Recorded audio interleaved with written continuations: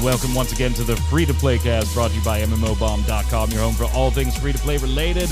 I'm your host, Mike Byrne, aka Magicman, and this is episode 353. We're doing it live, like we always do, Fridays on twitch.tv/MMOBomb at 1 p.m. Eastern, and it is August 28th.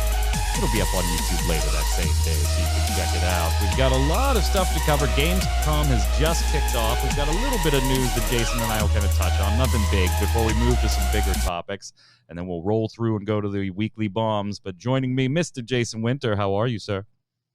It's weird doing it from this end. I'm used to being in chat now. What's it like? I'm on the other side. Hey, I can still be in chat. Hold on. Yeah, get your ass in chat. What are you typing? Okay. Who are these streamers? They're ugly. And you used the wrong there. I did a lot of things wrong. It's the idea. I'm trying to blend into chat, trying to blend into their IQ level. Trying to be surreptitiously and sneaky in there. Old Glory says, I don't like that Winter guy. Yeah, I don't blame No Q today. She had some cat stuff she had to handle yesterday, and both Q and I are getting a lot of storms off of the back end of the hurricane here in the United States. Hopefully, if you were involved there, you're okay. So if I lose power in the middle of the show, you know what happened. So just Jason and I going through the news today. I think we can handle it, right, sir? Yeah. As long as my lips hold out. Yeah. Jason's bitter because I was sitting there fighting over milliseconds because the lips being out of sync bothers the hell out of me. Okay. What? Oh my God, I'm all tangled up here.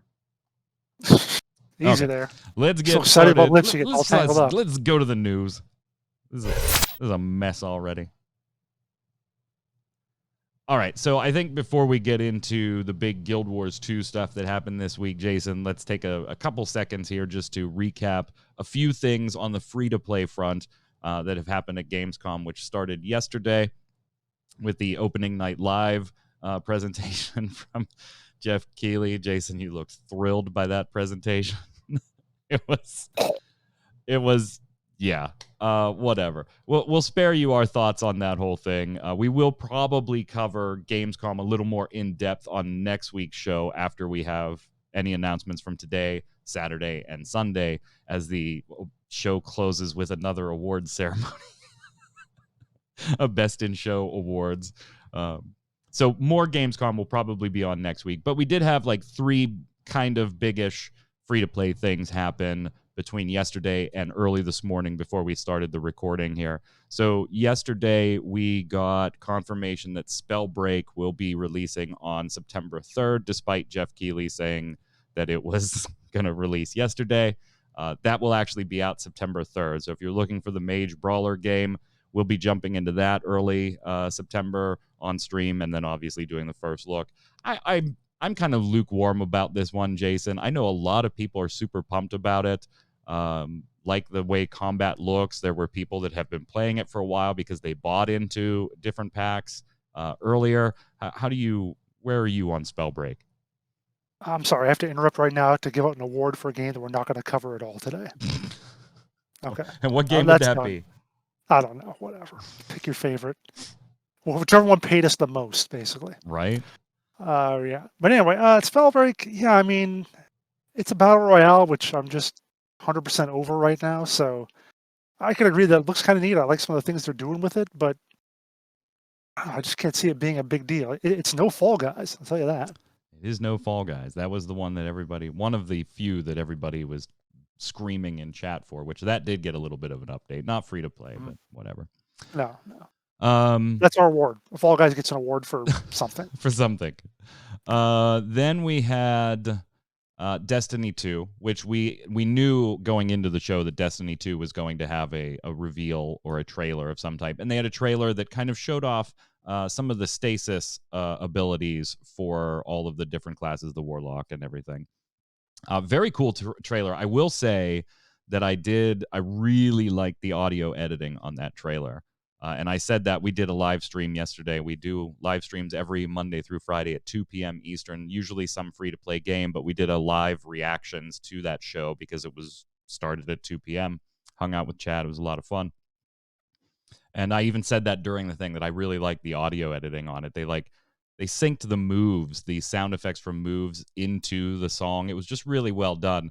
Other than that, really all we got in that trailer was them showing off some of the different stasis, ultimate abilities for each of the 3 different classes in Destiny 2. There was a presser that came out after that, Jason, that had a couple extra details about the expansion coming up later this year, but wasn't really like earth-shattering news. With you and syncing up sound. It's your obsession the past couple of days, I tell you. Hey, man, but yeah, I think trying to make things better. Whatever. People don't care. Anyway, but yeah, it's interesting that they're adding a stasis power as they're taking a lot of their content and putting it in the stasis. Yeah, throwing it in the vault. Yeah, so the vault being met. It was pretty. It was It neat, looked neat. The vault being met with mixed results, let's say. If it was a Steam review, it would be mixed. Mm-hmm. And then the last bit of free-to-play news that we got before we started the free-to-play cast was Genshin Impact released a new trailer showing off some things. I was kind of surprised by the trailer, actually. Having played Genshin Impact for weeks during closed beta on stream, I put 1 or 2 of those streams up on our YouTube page because I know a lot of people wanted to check the game out. We'll be streaming it again when it comes out September 8th. The piece of news, independent of the trailer, is that the previously unannounced PlayStation 4 version getting its release date, that was not announced yet, that was kind of held back, will now be included. So September 28th, not only will the PC and the mobile versions launch, but also the PlayStation 4 version will launch that day. And I've said before, Jason, I kind of liked that there was a delay, like while they thought over the PS4, because the PS4 did get an extra mini beta, a mini closed beta. They were it seemed like they were really trying to grind out some of those performance issues that were happening on the PS4. And at least it looks like to me they considered not launching this on the same day. But hopefully, now that they are, it's because they fixed things. So that's good news for people that want to play it on the hopefully. For people that want to trust game development for that sort of thing these days. Well, I wouldn't exactly call MiHoYo indie. I just said game development. I didn't say indie. Oh, I'm sorry. I thought you said indie. I'm sorry. No. If you watch the trailer, very weird. Minor spoiler here, I guess, for those of you. So, fast forward a couple minutes. The trailer showed the sister figure being told that her mission was in danger because the brother figure was interfering. Then the camera pans and the brother figure is, down in a gully, whatever, fighting things with Paimon. Now, your player character, when you start the game, you choose one of those two, brother or sister. The other one gets whisked away by what the game, presents you as the big baddie at the time. And then Paimon moves around with your character. So presumably what you're seeing there is when the camera pans down, brother is with Paimon, so that's the player character. And sister, who brother's trying to rescue and find, apparently has something to do with the bad stuff that's going around that's making brother's journey difficult. So a little bit of a spoiler there that sister's involved, because if you've only played the game or did the closed beta, stuff like that, you just thought you were trying to find your sibling. So a little bit of a spoiler there. It was a nice trailer, though. Nice stuff, and good to see that PlayStation 4 will be making it on the 28th. Jason, I know you don't care about this, but what do you got to say? No, but we have that other free-to-play news from Gamescom. Just the little thing you sent me this morning we mentioned too, What did I send you this morning? The cycle. Oh, yeah. Yeah, was that actually Gamescom? They say in the press release that at Gamescom they announced it. So I didn't. I've been watching it all morning until we did this. I didn't see it there, but I'll admit maybe they're saying that about everything. Every press release coming out now. I talked about Genshin. I'll let you talk about the cycle. Yeah, it's coming to Steam. Woohoo! With a full crossplay. Although they don't mention anything about progression, which is something, or about carrying your progression over, which is something we'll get to in a little bit. So that's still maybe a little bit of a question, but yeah, it sounds like they're coming to Steam in Q4 with their full launch, which will also have, what did they call it?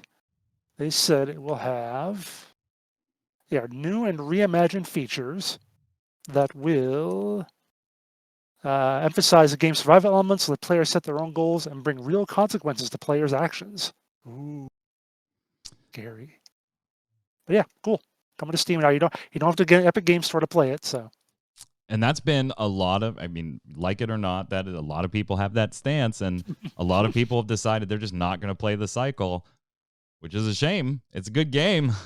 It's still installed on my computer to this day. Oh yeah, still yeah. installed. I haven't played it for a couple weeks, but I'm going to definitely get into it sometime this weekend, probably. So why did Jason allude to questions with Steam?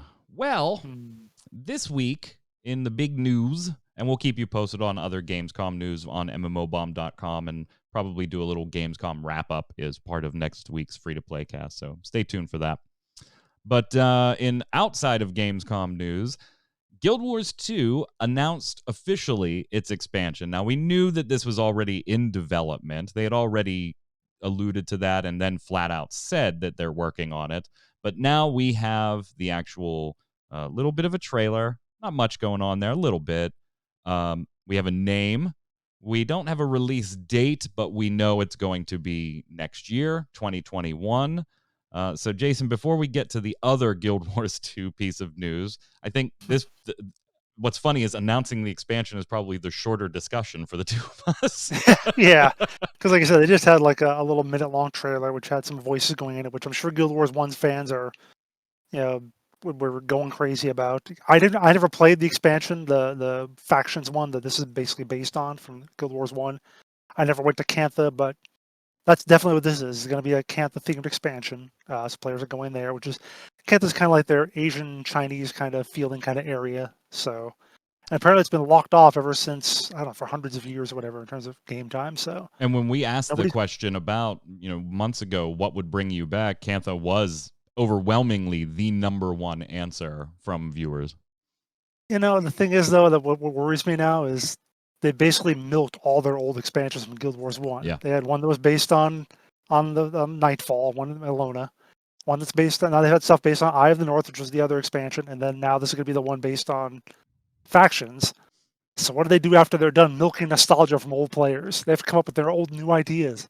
Ooh, well, here's something interesting too. Like I thought the title was interesting, and maybe you being a little more in tune with the lore than I am can express exactly why. But even just being mildly familiar with the lore, I couldn't construct the rest of that sentence. Just mildly like in the lore. The title End of Dragons is interesting to me. Like, what exactly does that mean? Are they done? Are they leaving? Are we wiping them out? Like, what does the End of Dragons actually mean here for a game that from day one has had a very, very deep focus on the dragons interacting with the world? Yeah, like I said, been like the focus and the prime antagonist throughout Guild Wars 2's life cycle. We've dealt with 4 of them. We currently are active against one of them, Jormag, who's the ice dragon, which is what the current storyline is about. And there's one more, an underwater dragon, that doesn't have a name yet. But one of the things that came up also they did this week was they made skimmers be able to go underwater. So I anticipated that's going to be related to dealing with that 6th dragon, the water dragon.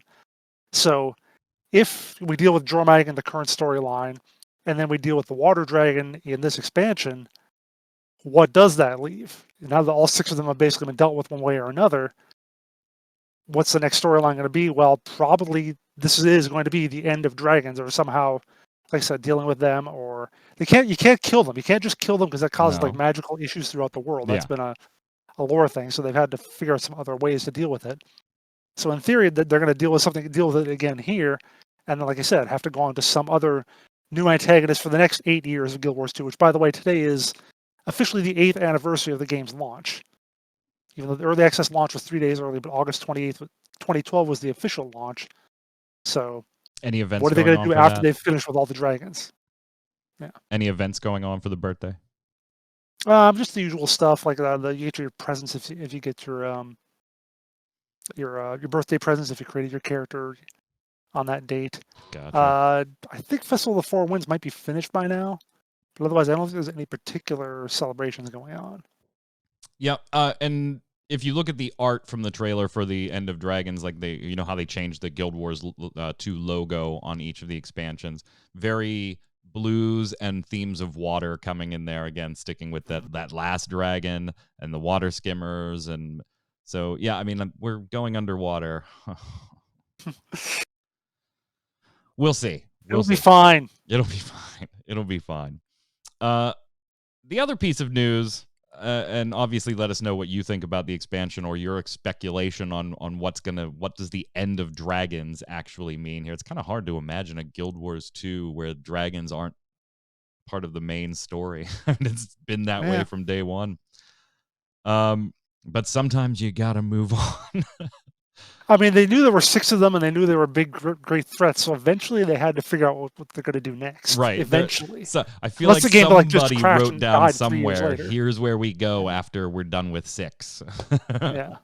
The other big news is that Guild Wars 2 is coming to Steam. Now, that'll be available in November. So you have, like 2.5, 3 months, and you'll be able to play Guild Wars 2 on Steam. Now, that's generally good news for a game. Star Wars The Old Republic just recently went on to Steam. It is seeing, it saw a spike of over 20,000 new players, peak concurrency there on Steam. It's been averaging on Steam about 10K. So it's influxed some of the crowd there. I mean, 10K, it's not a huge number when you're talking about MMOs, but that's 10K people that may or may not have been there before, depending on how many crossed over from the Star Wars launcher to Steam's version. And that's the interesting thing about this. In the Guild Wars 2 Steam launch, you will not be able to play your existing account on Steam. And if you, for some reason, level up a bunch on Steam and want to try to jump to the launcher out of Steam, you will not be able to join your account that way either. Now, the servers are all the same. So Jason on the launcher and me on Steam, we can play together. That is totally fine. We just can't take or link our accounts. We can't link them so that we could play either way on the same account, or we can't transfer them. Like, there's no option for any of this right now. I have to think that this is going to change in some way because people just aren't happy about this. The audience is not happy. But Jason, the pessimist in me here, one reason for this. And it's that ArenaNet doesn't want or / cannot afford to give up the Jasons of the world making their gem store purchases and ArenaNet getting 100% versus now they give up Jason's 100% in favor of only getting 70% because Steam takes 30% if the purchases go through there.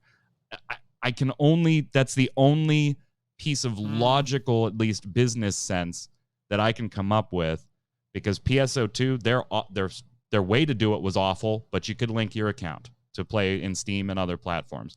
Star Wars The Old Republic, just as old as Guild Wars 2, long in the tooth tech-wise, they're able to do it too.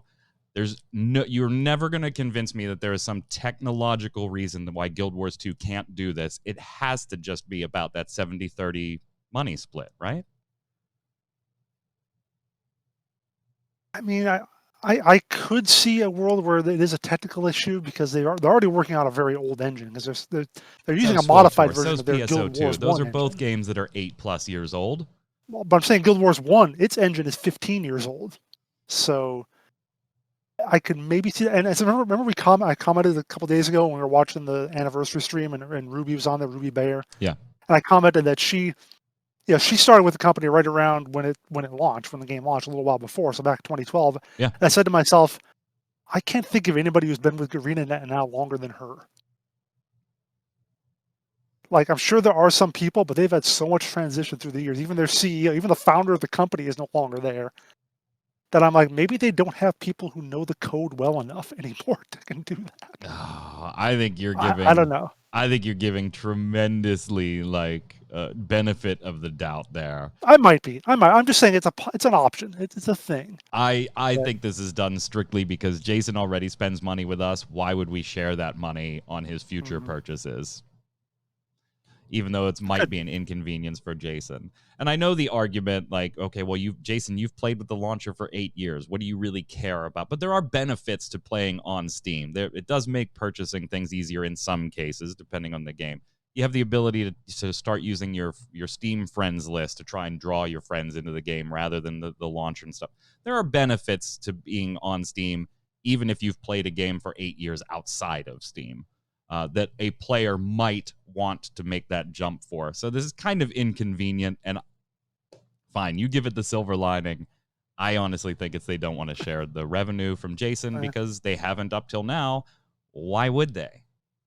I can't fault them for that, but it's kind of an inconvenience to the Jasons of the world. You have 8 level 80 characters. You're not going to Steam. Oh, heck no. Yeah. Why? Also, I do think it'll help us on our side, though, Jason, because now those Steam numbers coming to Steam charts. Yeah. When we start talking about Steam charts now, we will for sure be talking about the total number of Steam users, not talking about like in Star Wars or in Star Wars case, as an example. Yeah, there's 10,000 people playing on Steam right now. How many of those are actually new Star Wars players, and how many of those are Star Wars players that are now playing via Steam? We don't know. In this case, we will know, Jason. Yeah. Maybe Guild Wars 2 can do a free Guild Wars cynical campaign to try to get a better deal on Steam at some point. 70-30, 70-30, 70-30, 70-30. In other Game Store, man, 88-12 there. Yeah. In other expansion news this weekend, Path of Exile did announce kind of an expansion date here, Jason, and some other tournament news, private server news, kind of a big week for Path of Exile, like on the backs of everything else. It's been a pretty good week for MMOs in general. Well, it's an announcement of an announcement. So yeah, but that's par for the course for them. Yeah, so yeah, they are planning for their next expansion to be coming out. I believe they mentioned the date. Currently planned for a September 18th launch, though that could still be iffy, depending on how things go. It is possible, too, that on Tuesday, September 1st, at approximately 5 p.m. Eastern, there will be news about this expansion coming out on a website near you. Maybe. Probably several websites near you, to be perfectly honest, but this is the only one that matters, of course. Still no info on Path of Exile 2, but Path of Exile. I hear a lot of people, and again, I'm not as ingrained in Path of Exile as some of our viewers are, so maybe chat can chime in on this one for me. I hear a lot of people are actually kind of pissed with the Harvest League right now. Kind of angry at that. I saw a lot of that in New World last night when I was running around in chat, people complaining about it. So I don't know if that's a thing. Like, is it really bad? I'm not aware. Chat, let us know. Is that a big like crossover Path of Exile to New World players? Apparently, like there were a bunch of people in chat last night that were like, "I'm only here because the Harvest League has ruined Path of Exile for me." And then a bunch of people were like, "Hey, can we pretend that we're just here to check out this game and not because the Harvest League was so bad?" Like, okay, I guess the Harvest League didn't work out. New World's an entirely different topic and not free to play, so we'll have to skip it for now. Except in my bomb. I didn't read it yet. I don't know what it is. I'm afraid to scroll down now. And in last expansion news, Webzen's Metin 2 is getting an expansion, a free expansion. And this is probably the first time we wrote about this game in years. 2017 was our last Metin 2 article before this one. Yeah. So that'll be next month for European players via GameForge. So if you're, I mean, there's not a lot to talk about here. If you're a Metin 2 fan and you're in Europe, you're getting an expansion, Conquerors of Yohara. You get a new continent, new high-level dungeons, and a conquest system to unlock new powers. So there you go. I mean, sure, new expansions. Why not? Sure, new stuff. New stuff.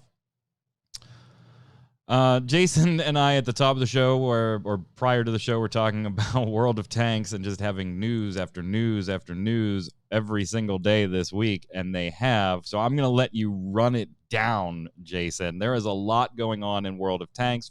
whether it's the 10th anniversary, whether it's being able to see lifetime stats, which I think we should talk about for a minute when we get there. World of Tanks Blitz launching. You can give us all the scoop, because Wargaming's doing a ton of shit across all of these titles. Yeah, pretty much. It's the 10th anniversary month, and they're milking it for all it's worth. So yeah, they're giving out everything left. Just log into World of Tanks now, you get like 18,000 different things, and you'll get that presents for players, special events. And if primarily have an anniversary gift, which is a bundle containing 7 free premium vehicles received just for logging in anytime between now and October 12th. So, and that's what does it say? I can't even keep up with them all. I'm having to read these articles like, oh, here's the new thing today. Here's the new thing today. Here's the free thing today. Right. Players will also have the opportunity to obtain another gift tank, the A46, and to be logged in anytime between now and August 24th. Oh, wait. When did this come out? Oh, that was that was last week. Never mind. Ignore that part. That's done. But you still get your 7 free tanks till October 12th. Oh, shit. They got an art book. Again, I can't keep up with it. Yeah, They're they like, got an art book that you can pre-order now too for World of Tanks. They've got their partnership. They've been a partner with Gamescom for years. There's the partner site up. They're doing tons of streams and drops and epic drops and prizes in there too. There's a 10-year thank you video from like all their partners over the years. They've got Dolph Lundgren in there. Mike, I don't know if you've heard about the this. Offspring, and I don't know if you and Chad have heard about this, because I really think I should inform you. But World of Tanks is celebrating its 10th anniversary this month. Just thought everyone should know, because you might not have heard about it. You might not have heard about it. And then World of Tanks Blitz launched on the Nintendo Switch, and Jason only got 3 pressers that advised him that was happening. And then Q reminded me of it again later in the day. I'm like, no, stop now. Stop. Jason was very angry in our backroom chat. I actually yelled at Q. She was yelled like, at Q, Q, what do? And I got a message that said, if you tell me about World of Tanks Blitz, I quit. He was very angry. He was getting bombarded with that press releases on the damn thing already. So yeah, it's now on the Switch, which now it's even more mobile than before, because it launched on mobile, then it went to Steam, and now you can get on the Switch. And surprisingly, there's free stuff you can get in there if you log in. Really, just log into World of Tanks anywhere, any kind, and you get free stuff. Yeah, just check out the article on MMO Bomb. There's links to their Gamescom partner site where they're giving away stuff and streaming and having concerts and stuff. And check out all the other pieces. If you're World of Tanks players, there's a ton of free crap that you can go pick up right now from a number of different places. And 7 free premium tanks. Anybody bitching about not owning premium tanks and stuff like that, you really have no excuse when you don't log in and get 7 free premium tanks. Can't really complain anymore. I thought since we were on the topic of war games here, Jason, that we could throw one more in here before we move, if that's all right with you. It's not World of Tanks related, but a few months ago we talked about Planetside 2 and how after the split from Daybreak into a couple different companies, Planetside 2 seemed to be, I don't know if reinvigorated was the word to use at the time, but there was definitely a team that felt a little more urgency as far as moving the game in a certain direction. And they did that via their previous update, the escalation update. Now they're coming back just a few months later here, and that was in March. So what, 6 months, 5 months, coming back with the Shattered Warp Gate.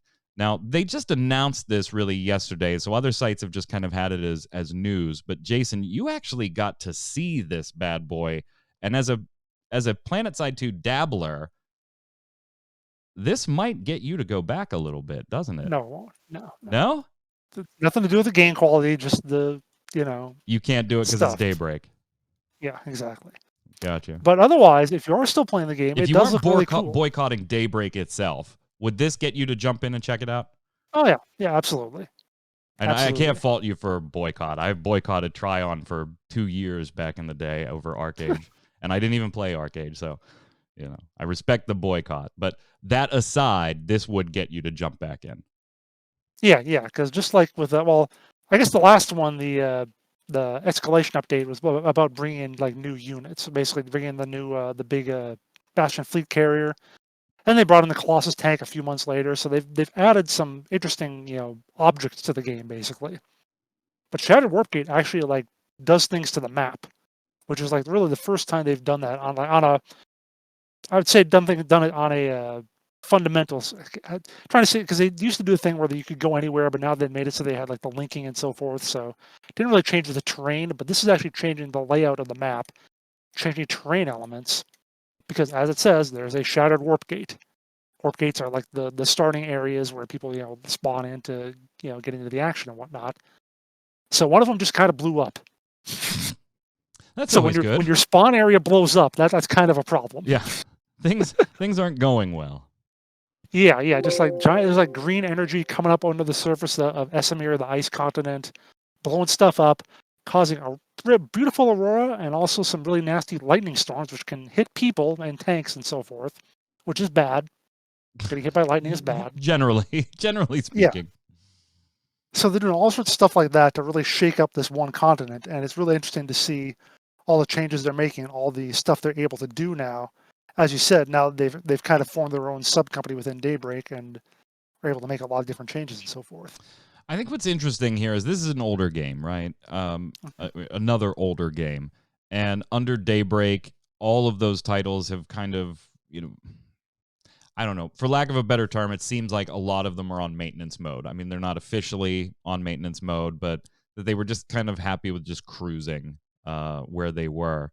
And I think it's interesting that when you talk to the team here, they seemed pretty open with some things, talking about how the game was in decline for a while.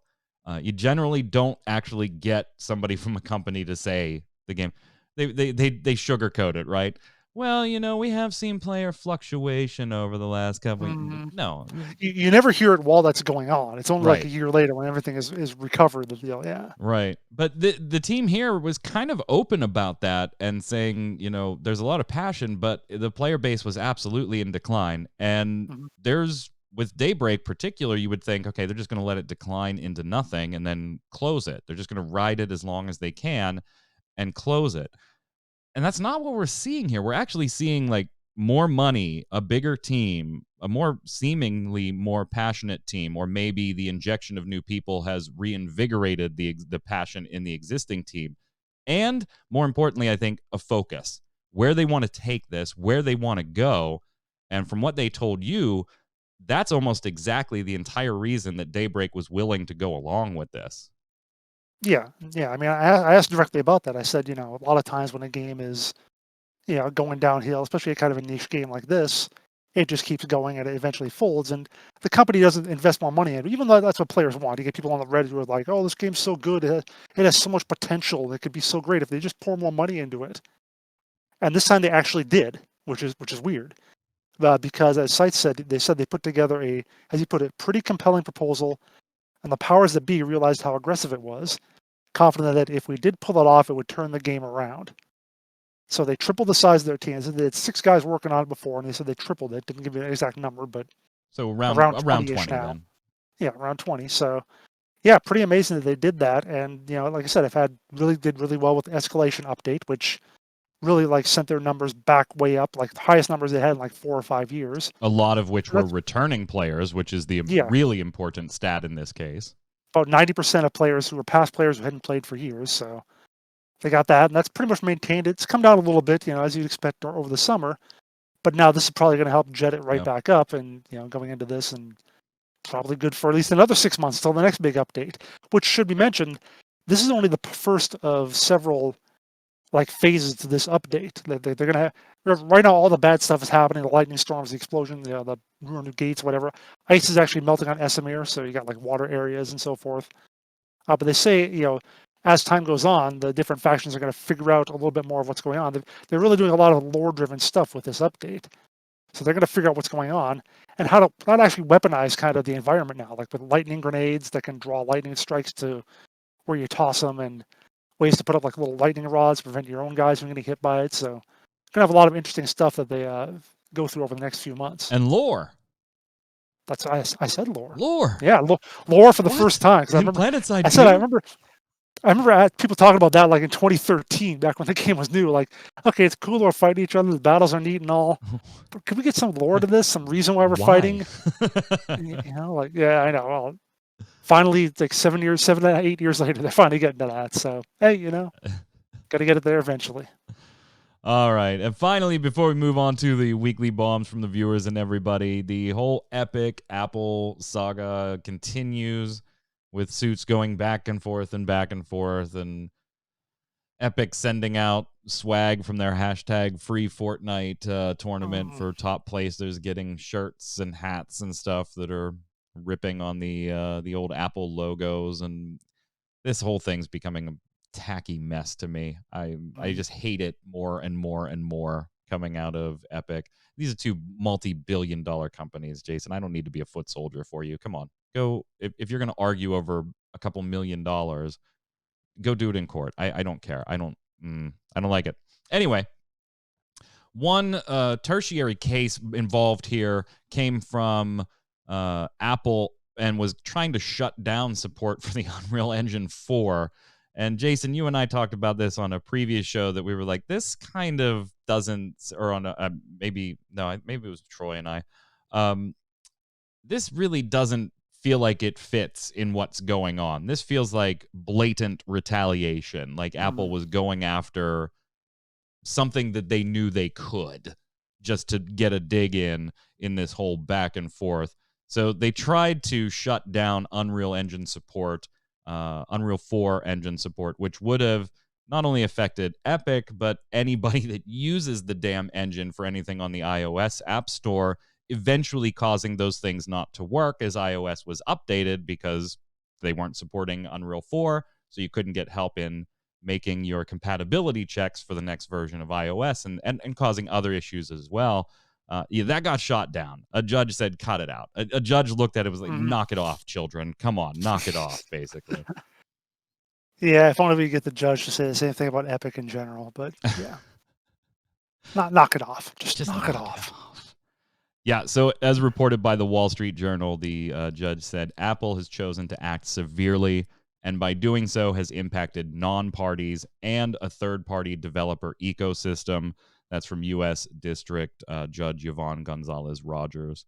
So the first wound in this foray, first blood drawn by Epic on this one. Although on this one, I kind of think like even Epic knew this, and even Apple knew filing this, we're probably going to get this tossed because this has really nothing to do with what we're arguing about. And it impacts so many other people that any judge in their right mind, I would think, goes, no. No. Yeah, but judges aren't always in their right mind. We've seen that before. That is true, too. And on that note, let's slide over and do the weekly bombs. I'll let you go first, Jason. I'm going to give it an A-bomb to New World, as alluded to before. Not anything to do with the game, which I've tried out a little bit and it seemed okay. But here's the thing. It's on Steam. You can pre-purchase it right now. $39.99 for One World, or $49.99 for the deluxe version. Yeah, and it'll get you right into their current preview event. You can play the game right now. So what does everybody think of the game? Well, check the reviews. Oh, I'll check the reviews on Steam. Oh, wait. No user reviews. But why? I can buy the game and play it right now. Why shouldn't I be allowed to see what people think about it first before I buy? All right. I get your point. I will concede the point. However, that happens with a lot of games on Steam, particularly in an early access period. Does it? I'm not saying every single one, but I have seen this happen before, where if you're buying into early access, you can't review it until it's actually launched. Give me one. Not saying that it's right. Not saying that it's right. I do agree with you. It feels slimy. Yeah, and it's only because of the collapse of Crucible, I think, is why this is being done. Which I believe also reset its didn't it? Reset its They reset everything. Yeah, they reset its they reset their reviews on that as well. So yeah. Well, but I mean they only have 62 reviews right now, Crucible does. Which again, they reset they're just playing the system right now. And I don't like it. Yeah, I guess I wish I could talk about my thoughts on New World so far. I'm only 5 or 6 hours in. Of course, you can talk. People have been playing stuff. Well, you can't really because it's not a free play game, I Exactly, guess, that's but why. It's there's not no that NDA, so you not could. that it's NDA. I streamed it on Ready Check Radio all night last night. Sure.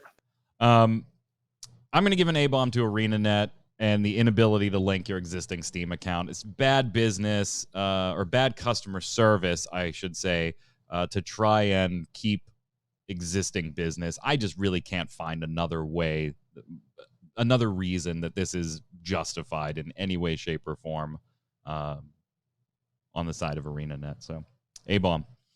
Blooddozer says, with the Russian version of Lost Ark, you only need a VPN set on a Russian IP in order to play, and they don't ban outsiders from other countries like with the Korean version. There's also an English patch, and personally, I've never had a single problem with it. The entire game is entirely...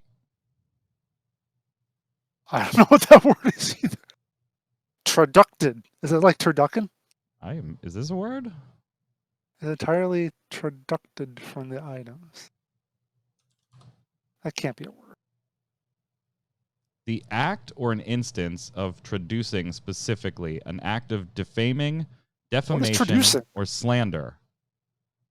The repetition of a word or one of its derivatives or in a term with a change in sense for rhetorical or argumentative effect. Obsolete, something traduced especially, tradition. See, I go to dictionary.com and I get no matches for this. So I don't know. What are you looking at? Merriam-Webster. The word that it's coming up with is traduction, not traductor.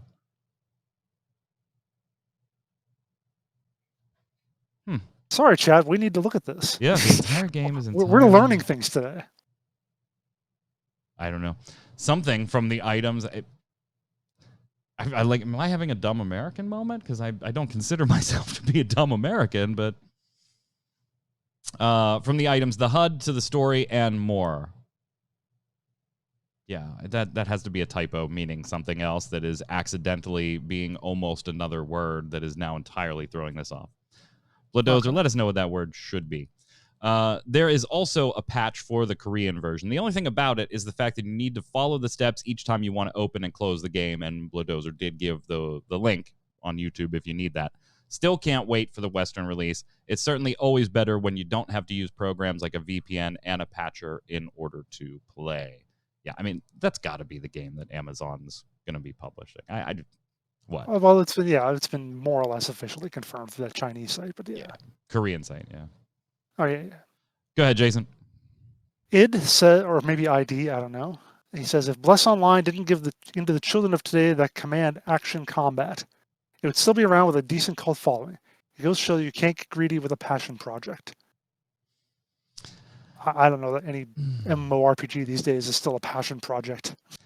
I don't know if I agree, because while I agree that switching the combat style when they did in development was probably the wrong decision, it was already having problems in Russia before that, to the tune of getting closed down and reopened and things like that. So Box says, weekly bomb, A-bomb to Square Enix for the new Avengers game. I played during the console beta to help my nephew get the Fortnite Hulk hands, and boy, is that game not ready for release. It feels like a pre-alpha at best, and was a good way to show the company behind it is more interested in money than releasing a quality product. At least I got a few laughs out of the bugs. Yeah, that one's coming around in about a week, September 4th. So keep your eye on that. Jason. I watched a couple streams of it, and it just looks ordinary. Yeah. I'm not all that thrilled with it either. What's up, Havoc? No, you can't have my shirt. Yamikami says, okay, so about what the fridge said, that making a new MMORPG now is not a good idea because all the players are all over the place. Well, yes and no. First off, it is true that we are all over the place, but not just in other MMORPGs. The PvP players, they are in games like League of Legends. The PvE players like to kill big difficult bosses. They play games like Monster Hunter World or Dark Souls. The dungeon crawler guys who find what they want in Dark Souls as well as Path of Exile. Find what they want in Dark Souls as well as Path of Exile. PoE also has the whole green, blue, purple, and so on loot mechanics that you know and love from WoW.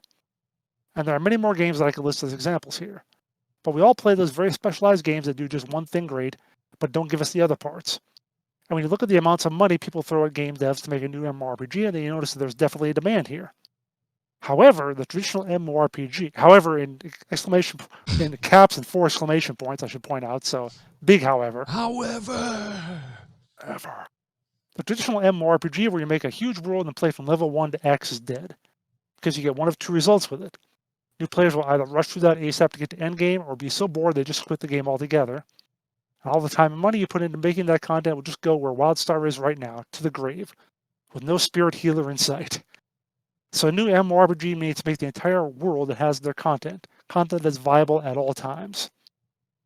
It's a long one, and I generally agree with Yami Kami in that, when he says, look at all the amounts of money people throw at game devs to make new MMORPG, it's because everybody expects they're going to get that magical experience like they had when they first played WoW or whatever their first MMORPG was, without realizing that, as he says, these are all done better by individual games generally, because they don't focus on the other stuff. They're just the PvP dungeons or whatever. And you're just trying to get all of that stuff crammed into one game.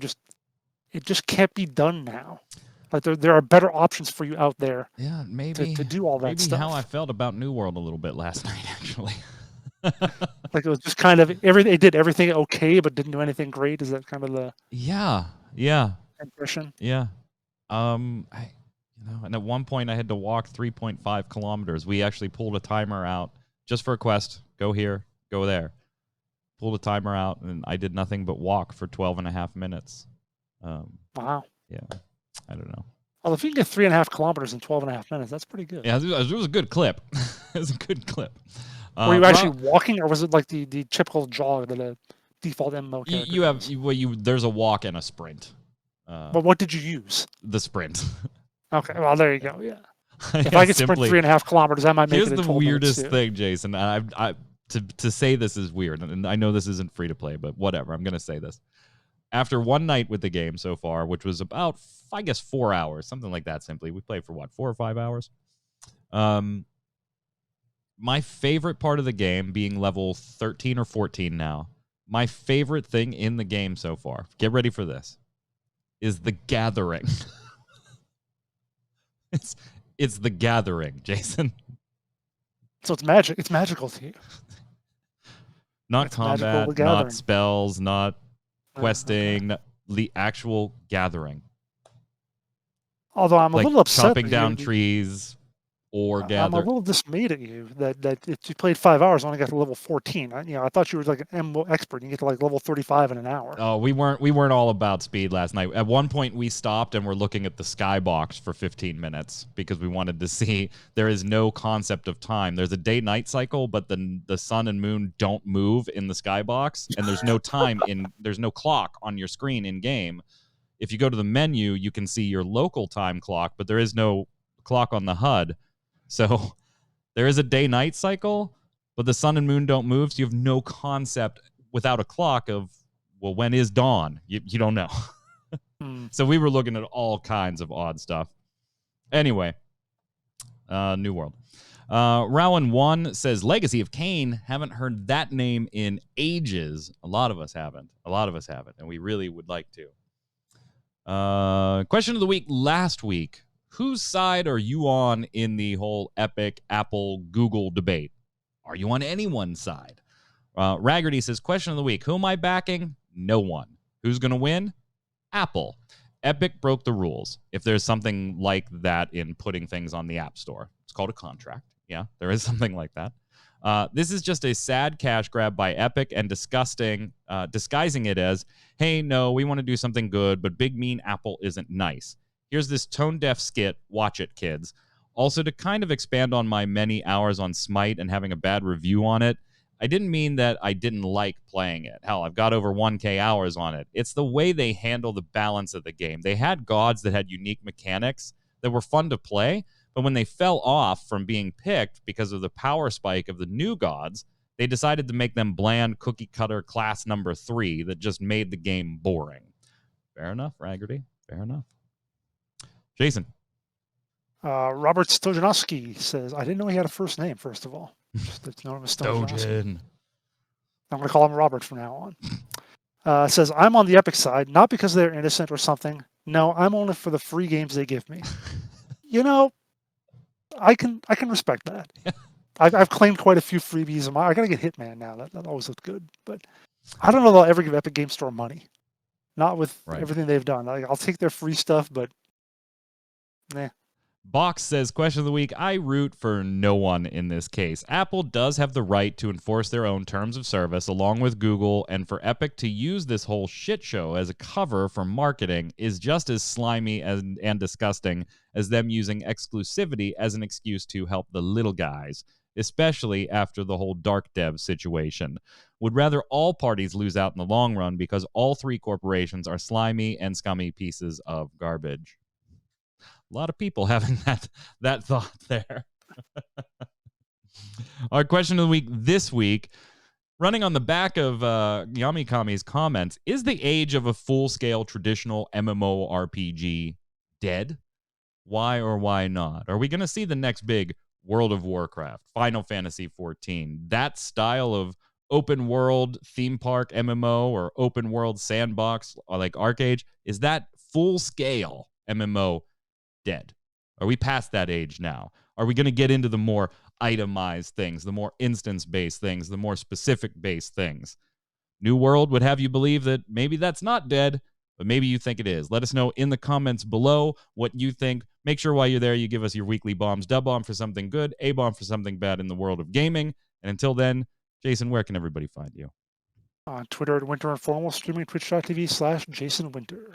I'm Mike Byrne. You can follow me personally right there at magicman1, but more importantly, follow at MMOBomb so you can get tweeted about all the latest news, games, video articles, interviews, first look videos, and so much more. Until next week, stay safe, and we'll see you on the servers.